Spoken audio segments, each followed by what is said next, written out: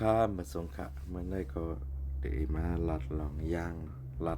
เลยไปเยี่ยวไปโตเลยพอกเนี่ยพระธรรมาสองขอย่างฮะเนี่ยก็ขอยไว้ก่อนเนาะ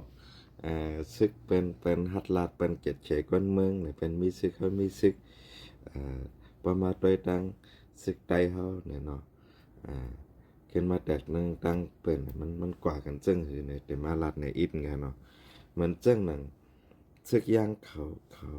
เป็นเผ่าเอกราชเป็นเผ่าก้อนคอนั่นนะย้อนเปว่าในเมืองยางนะมันจับแหลนดินไทยสามเจดอนเนาะสามเจเวงเนาะเหมือนเจ้งหนังจังหวัดตากเนาะโยกก็ดังผังนั่นก็แม่ห้องสอนโยกก็กาญจนบุรีเนี่ยเนาะมันจับหลายตีหลายตังในตังของกะเหรี่ยงก็นั้นเลยตามังเจอได้ถามว่าว่ากะเหรี่ยงเป็นเผ่าเอกราชตาเขาได้จ่ายเงินหลายเขาได้อิดออกข้างก้อยหานะเพราะว่าอันจับแหลนดินแน่มันจังย่างเขาในเขาเดมเพราะขี้อุบเหมือนผู้นำไต้เขาเนาะยุกตัวอย่าง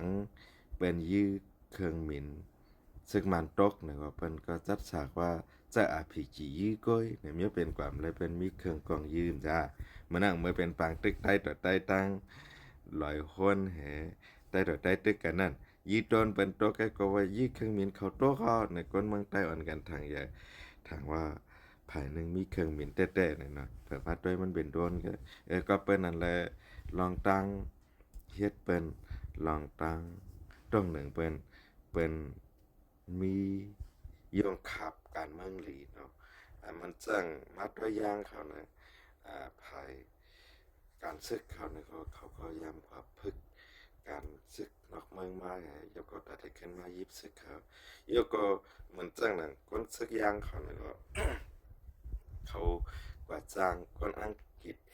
อันเขาเอากระเซ็นเนี่ยนั้นมาสอนการศึกเขาจะเขาจะเนี่ยการวางแผนบนลีเยอะก็แต่กว่าฮอบมันนะก็เป็นแต่มีดีเดืองปังปาก60ก็เดี๋ยวพอถึง2 ปาก 3จะเขาจะเนี่ยเนาะเอาง่ายๆคือเพิ่นเนี่ยเป็นตรงหนึ่งและยกตัวอย่างเมื่อพ้นมาเมื่อปี2016 17นั่นเนาะ พี่น้องใต้และพี่น้องย่างพิษกันนะย่างเขาออกมาละว่าหาพูนน้ำใต้สู่อันต่างตัวหล่อนใจใต้สู่และอันคนเมืองใต้สู่มาหากินแล้วมาอบกันนะย่างเขาเข้ามาอบใต้ผู้ใหญ่ใต้เริ่มฮัดกว่าประมัดด้วยนะจุ่มน้ำมันเพิ่นตรงหนึ่งเพิ่นเก็ดเขคือเพิ่นเลยกันในประมัดด้วยในเจอคือย่างเขาเนี่ยปุ่งแตก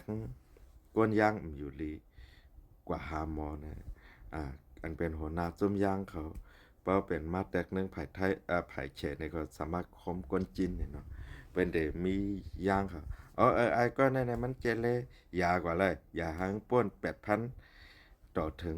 15,000ป้อมป้นนะยากว่าเนี่ยเป็นมีจังนั้นเยาก็ในจะเคยย่างเขา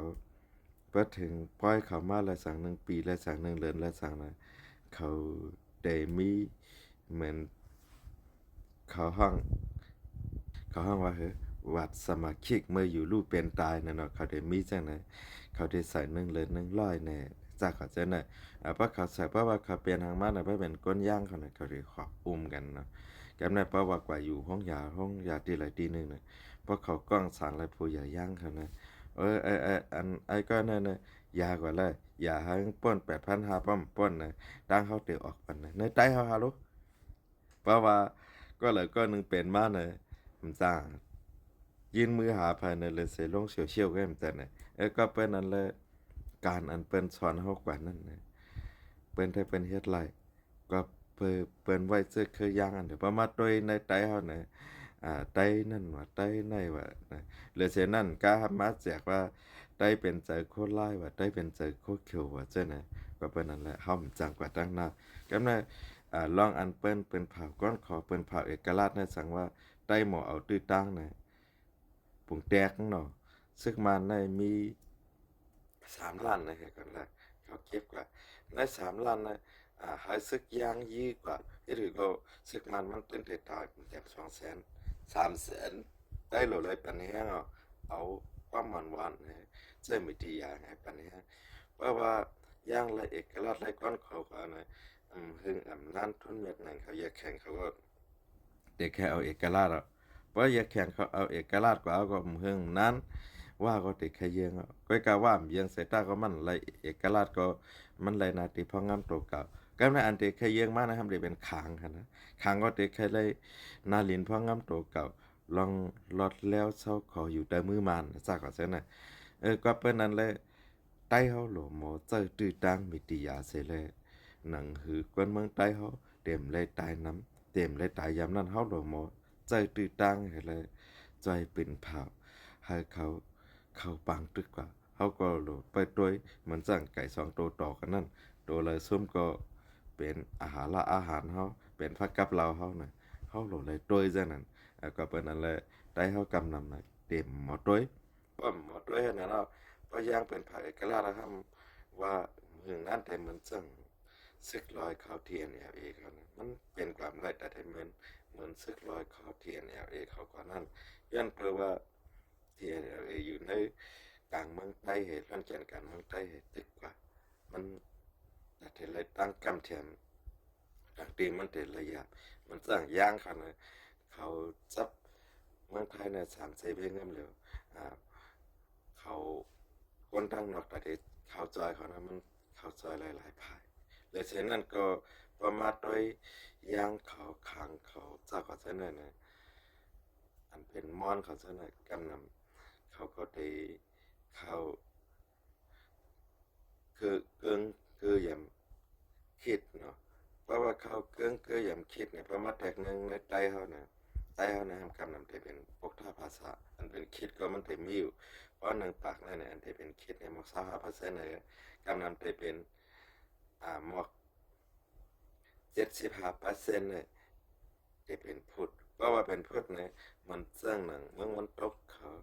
US เขาอเมริกันเขาเจ้าเขาเช่นนั้นเนี่ยเขาได้จอยอันเกิงเกือยำเขานั่นนั่นคือศาสนาเขาบ่ได้กว่าเลยไก่นั่นแก้มในเพราะว่าปุ่งแตกมาแตกนึงไตเหเฮาว่าคางเห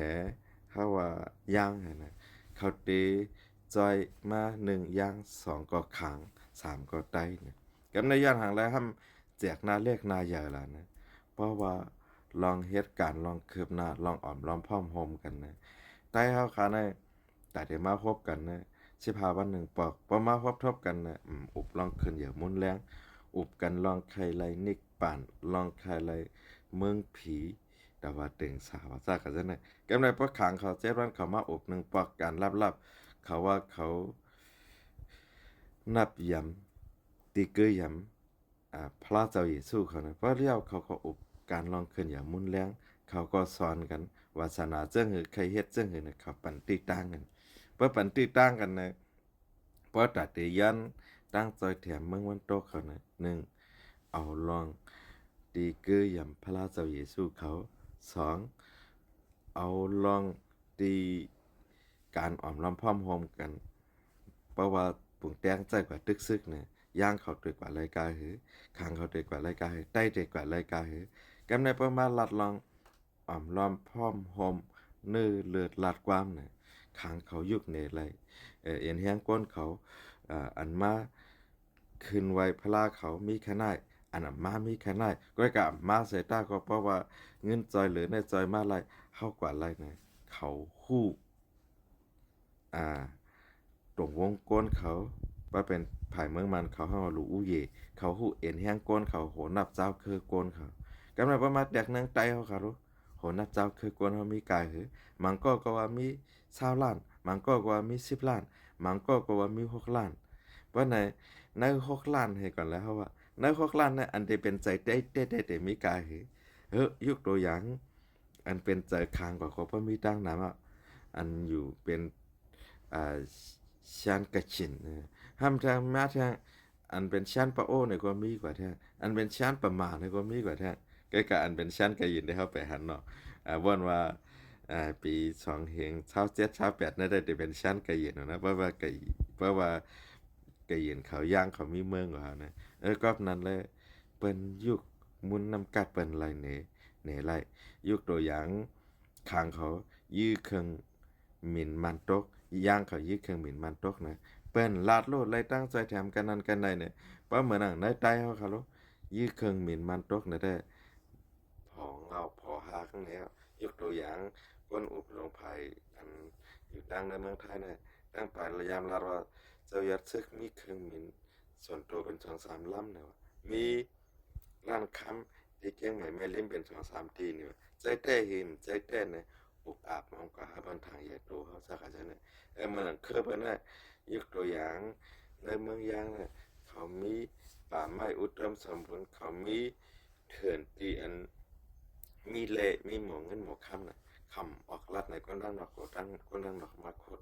คำก็เปิ้นทางใหญ่เขาคัดใจคับเคิงกว่าก็ก็สั่งว่า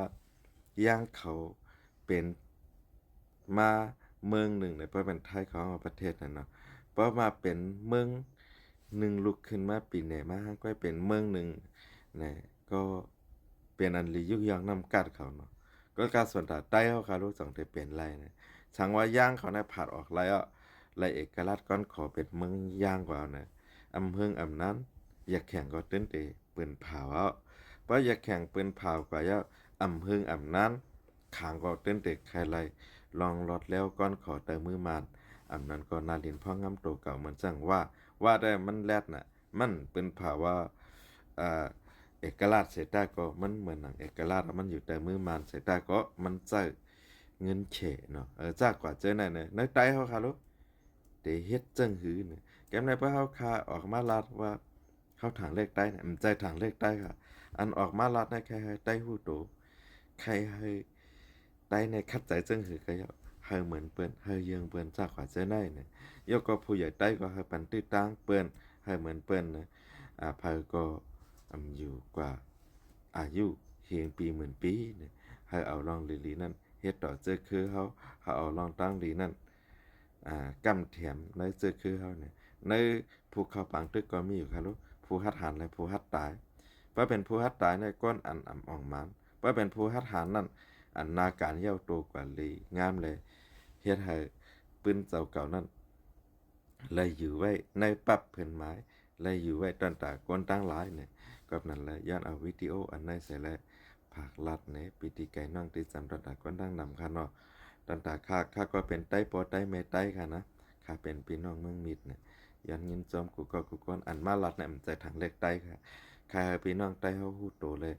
ข้าผู้อ่อนโหใต้เฮานั่นขึ้นเป็นผู้อ่อนโหดีเลยออกมาลัดจังไหนเนี่ยเนาะ